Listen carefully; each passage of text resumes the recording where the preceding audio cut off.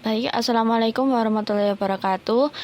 Sebelumnya saya Jovita Aprilia Wicaksono akan mempresentasikan LKPD, instrumen penilaian media pembelajaran dari modul ajar yang telah saya buat. Untuk LKPD saya membuat untuk 2 pertemuan. Pertemuan pertama, mata pelajaran seni budaya atau seni rupa, kelas 9 semester 1, materi teori dasar komposisi dan skala dalam seni rupa. Tujuan pembelajarannya yang pertama, peserta didik mampu menganalisis komposisi seni rupa dan skala masing-masing objek pada karya seni berdasarkan presentasi materi dengan benar dan menyimpulkan masing-masing kriteria komposisi simetris, asimetris, dan sentral. Peserta didik mampu menganalisis hubungan antara komposisi dan skala objek yang terdapat pada karya seni rupa dengan benar dan menilai tentang bagaimana implikasi dari penerapan komposisi dan skala saat berkarya seni. Untuk alokasi waktunya dalam pengerjaan tugas yaitu 60 menit atau 1,5 jam pelajaran. Di sini terdapat keterangan anggota kelompok yaitu 3 orang. Untuk instruksinya yang pertama, buatlah kelompok masing-masing 3 orang. Yang kedua, amati 4 gambar karya seni yang diberikan guru. Yang ketiga, tuliskan dan bandingkan dari penerapan komposisi masing-masing karya tersebut. Tuliskan dan bandingkan dari ukuran antar objek atau elemen pada masing-masing karya seni yang disediakan. Analisislah pula apa dampak yang ditimbulkan oleh komposisi dan skala pada masing-masing karya seni tersebut. Yang keenam, kerjakan dengan berdiskusi sesama anggota kelompok. Yang ketujuh, setiap peserta didik memberikan tanggapan atau respon terhadap presentasi yang dilakukan oleh kelompok lain. Nah, di sini ada kolom untuk pengerjaan tugasnya. Ada kolom judul karya seni dan juga hasil diskusi. Untuk pertanyaannya, bagaimana komposisi karya, bagaimana skala dari objek atau elemen pada karya, dan bagaimana dampak yang ditimbulkan oleh komposisi dan skala pada karya. Untuk LKPD pertemuan 2 yaitu mata pelajaran seni budaya atau rupa, kelas 9 semester 1, materi penerapan komposisi dan skala dalam seni rupa. Tujuan pembelajarannya, peserta didik mampu merancang dan menerapkan masing-masing komposisi pada gambar alam benda yang telah dicetak dan dipotong selaras dengan skala nyata sesuai kriteria yang diharapkan. Yang kedua, peserta didik mampu menyajikan dan mengevaluasi hasil dari lembar kerja A3 yang berisi penempatan cetakan gambar objek alam benda yang telah ditempel secara mandiri maupun berkolaborasi dengan menerapkan penyajian yang menarik dan penyampaian yang efektif. Waktu pengerjaannya adalah 60 menit atau 1,5 jam pelajaran. Instruksinya, yang pertama, kerjakan secara individu.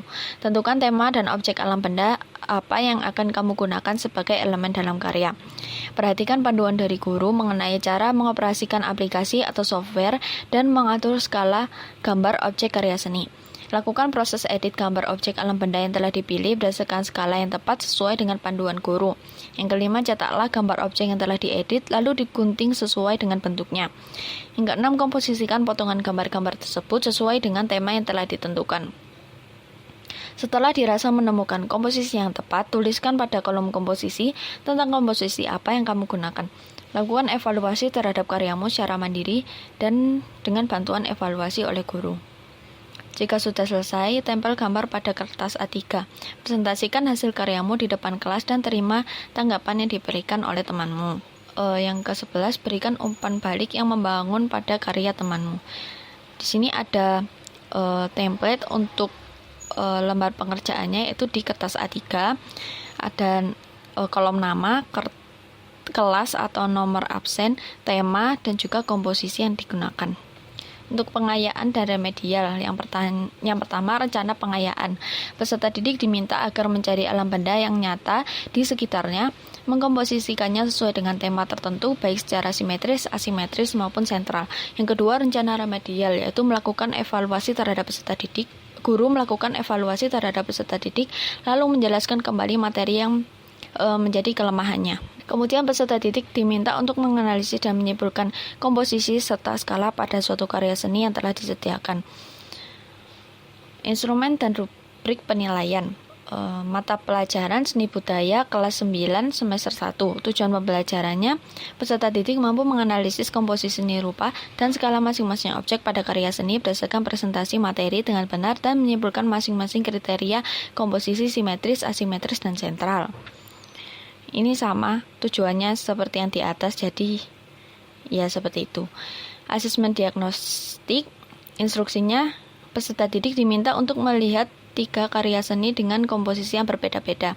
Yang kedua, peserta didik diminta untuk menjawab pertanyaan, yaitu bagaimana karakteristik komposisi dari masing-masing karya seni. Jelaskan ketepatan skala perbandingan antara objek dari masing-masing karya seni. Rubrik penilaiannya terdapat kriteria, yaitu komposisi karya seni dan skala elemen karya seni. Untuk poin 2, kriteria komposisi karya seni yaitu menyebutkan komposisi dari 3 karya seni dengan tepat. Poin 1 menyebutkan komposisi dari 1 sampai 2 karya seni dengan tepat. Untuk poin 0 tidak menyebutkan komposisi dari karya seni yang dengan tepat. Kriteria skala elemen karya seni. Untuk memperoleh 2 poin jika peserta didik menjelaskan ketepatan skala elemen dari 3 karya seni. Mendapat 1 poin jika peserta didik mampu menjelaskan ketepatan skala elemen dari 1 sampai 2 karya seni dan memperoleh poin 0 jika tidak mampu menjelaskan ketepatan skala elemen dari 3 karya seni. Yang kedua, asesmen formatif. Untuk asesmen kognitifnya berupa pertanyaan pilihan ganda yang mencakup materi, teori, komposisi, dan skala dalam seni rupa berdasarkan bahan ajar yang sudah saya kembangkan. Untuk instrumen penilaian pilihan gandanya itu terdapat jawaban benar dan salah dan juga skor. Keterangannya, jawaban yang benar diberi skor 1, sedangkan jawaban yang salah diberi skor 0. Untuk isian singkatnya, instrumen penilaian yaitu terdapat kolom jawaban siswa dan kolom skor. Dengan range skor dari penilaian tes isian singkat adalah 0 sampai 2. Untuk instrumen penilaian tes uraian terdapat kolom aspek penilaian, kriteria, dan juga skor. Aspek penilaiannya meliputi isi, kelengkapan, penalaran, dan kebahasaan. Untuk melihat ketercapaian dari peserta didik yaitu nilai maksimalnya 50. 50 ini didapat dari total skor antara pilihan ganda, uraian singkat dan isian singkat dan uraian, soal uraian. Kalau nilainya kurang dari 17, ketercapaian kognitifnya kurang baik. 8 sampai 34 cukup, 35 sampai 50 sangat baik. Asesmen singkat. Terdapat nama, kelas, nomor absen, instrumen penilaian atau observasi. Di asesmen ini saya membuatnya jadi 2 pertemuan. Untuk pertemuan pertama, aspek yang dinilai yaitu sebelumnya pertemuan pertama ini pembelajarannya teori, jadi aspek yang dilihat adalah keterlibatan dalam diskusi. Profil pelajar Pancasilanya berpikir kritis dengan kriteria sangat aktif terlibat, kurang terlibat, atau tidak terlibat. Untuk aspek kedua, kontribusi dalam kerja kelompok. Profil pelajar Pancasilanya gotong royong. Aspek ketiga, penggunaan media. Profil pelajar Pancasilanya berpikir kritis. Aspek keempat, kemampuan dalam mempresentasikan. P3-nya mandiri. Aspek kelima, keterlibatan dalam memberikan umpan balik. P3-nya gotong royong dan berpikir kritis.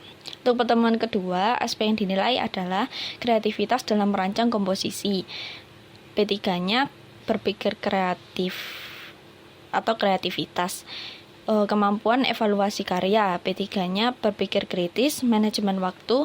P3-nya mandiri, adaptif terhadap teknologi. P3-nya berpikir kritis dan kreatif. Penggunaan media, P3-nya berpikir kritis, kemampuan dalam mempresentasikan, P3-nya mandiri, keterlibatan dalam memberikan umpan balik, P3-nya gotong royong dan berpikir kritis. Nah, ini ada keterangan profil pelajar Pancasilanya. Untuk panduan ketercapaian nilai Untuk panduan ketercapaian nilai sikap, nilai maksimalnya adalah 36 dengan rincian kalau kurang dari 12 kurang baik, 13 sampai 24 cukup, 24 sampai 36 sangat baik. Catatan guru, ini guru memberikan catatan terkait keterlibatan diskusi, kontribusi dalam kerja kelompok, penggunaan media, kemampuan presentasi, keterlibatan umpan balik, kreativitas, merancang komposisi, manajemen waktu, dan sikap adaptif terhadap teknologi. Untuk asesmen keterampilan terdapat nama, kelas, nomor absen, dan instrumen penilaiannya. Ini aspek yang dinilai adalah kesesuaian dengan tema, kejelasan komposisi, kebersihan karya, kerapian karya, dan ketepatan dalam menerapkan skala pada elemen. Nah, untuk asesmen keterampilan ini dilakukan pada pertemuan kedua yang pembelajarannya itu bersifat praktek membuat karya atau praktek berkarya. Panduan ketercapaian nilai keterampilan itu nilai maksimalnya 15, kalau kurang dari 5 itu ketercapaiannya kurang, 6 sampai 10 cukup, 10 sampai 15 sangat baik. Catatan guru mencatat siswa dalam penyesuaian dengan tema, kejelasan komposisi, kebersihan karya, kerapian karya, dan ketepatan dalam menerapkan skala pada elemen karya. Selanjutnya, rekapitulasi ketercapaian tujuan pembelajaran. Nah, ini seperti penilaian akhir atau total dari nilai keseluruhan. Terdapat kolom nama siswa, asesmen yaitu mencakup kognitif, sikap, keterampilan, nilai akhir yang mana total dari seluruh skor asesmen, dan ketercapaian. Konversi nilai akhir, jika kurang dari 61, keterangan ketercapaiannya belum tercapai, 61 sampai 71 hampir tercapai, 71 sampai 91 tercapai, 91 sampai 102 sangat tercapai.